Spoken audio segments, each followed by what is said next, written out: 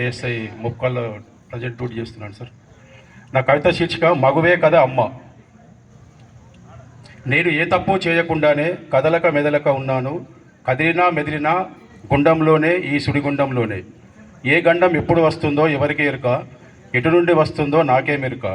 ఉమ్మనీరులో 9 నెలలు బందీగా ఉన్నాను. విముక్తి ఎప్పుడు వస్తుందోనని ఆశగా ఎదురు చూస్తున్నాను. కాలితో తన్నితే నవ్వులు వినబడుతున్నాయి.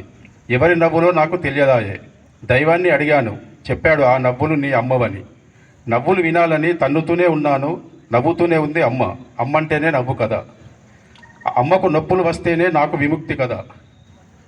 1 నెల ఎక్కువగానే మోసింది నన్ను రుణం తీర్చుకోమని. ఏమిచ్చి రుణం తీర్చుకోను. ఏమైతేనేమి భూమి మీద పడ్డాను, మంత్రసాని చేతిలో పునీతున్నయ్యాను. అమ్మ ఒడిలో చేరగానే హాయిగా నిద్రపోయాను.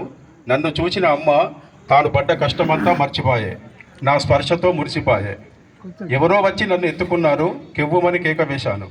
ఇంకెవరో ఎత్తుకొని గుండెకు అత్తుకోగానే ఆ గుండె చప్పుడు నా అమ్మదేనని ఏడవక ఊరుకున్నాను. ఆపై కేరింతలు పెడుతూ నవ్వుకున్నాను. నా కేరింతలే కదా నా అమ్మకు కోటి రత్నాలు. నమస్కారం సార్.